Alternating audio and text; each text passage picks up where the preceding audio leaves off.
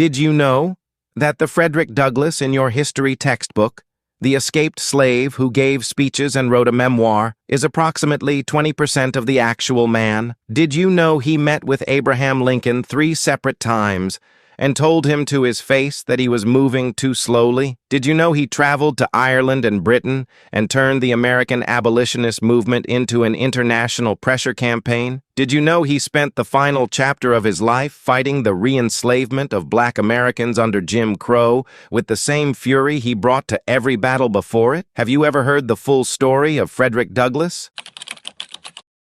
Frederick Augustus Washington Bailey was born enslaved in Talbot County, Maryland, around 1818.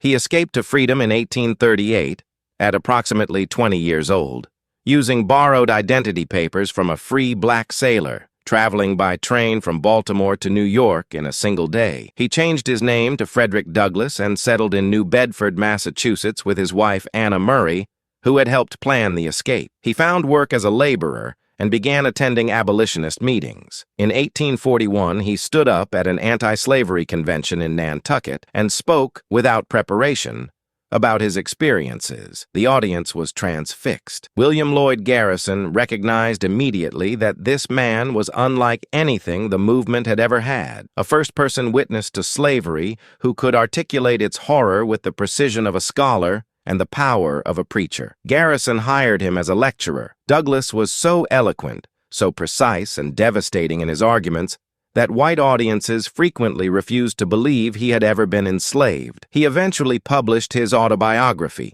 naming names, places, and dates to prove every word of his story was true. He then immediately had to leave the country because publishing his autobiography made him legally recoverable under the Fugitive Slave Act. Frederick Douglass arrived in Ireland in 1845, in the middle of the Great Famine that would kill over 1 million people. He spoke to enormous crowds. He connected the oppression of Irish peasants under British landlordism with the oppression of enslaved Black Americans under American slaveholders. In Ireland and Britain, he was received as a free man.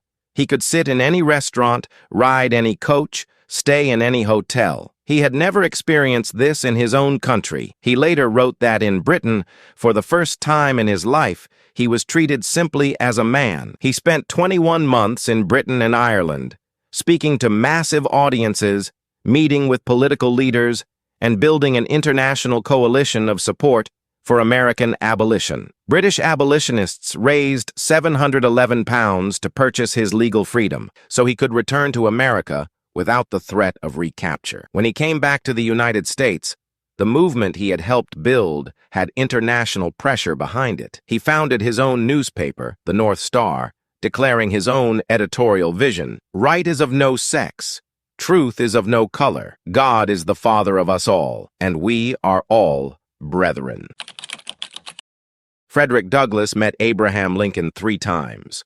The meetings are barely mentioned in most history books. They should be central to the story of the Civil War. The first meeting was in August 1863. Douglass came to push Lincoln on 2 things: equal pay for black soldiers, who were being paid less than white soldiers, and the treatment of black prisoners of war, who were being enslaved or killed by Confederate forces rather than treated as prisoners. Lincoln received Douglass with respect, something Douglass had not expected. They spoke for hours. Lincoln explained his political calculations. Douglass pushed back. Lincoln promised to address the issues. He was slow to follow through. Douglass returned. The second meeting was in August 1864, when Lincoln feared he would lose the presidential election. He asked Douglass for advice on how to secure the freedom of as many enslaved people as possible before potentially losing power. Douglass proposed a plan. Lincoln listened. The third meeting was at Lincoln's second inaugural reception, March 4,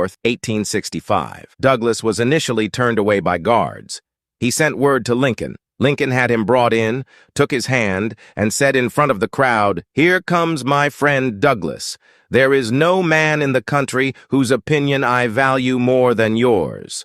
What do you think of it?" Douglass told him it was a sacred effort. Abraham Lincoln asked Frederick Douglass what he thought of his inaugural address, and Douglass told him the truth. That is a conversation history should be telling.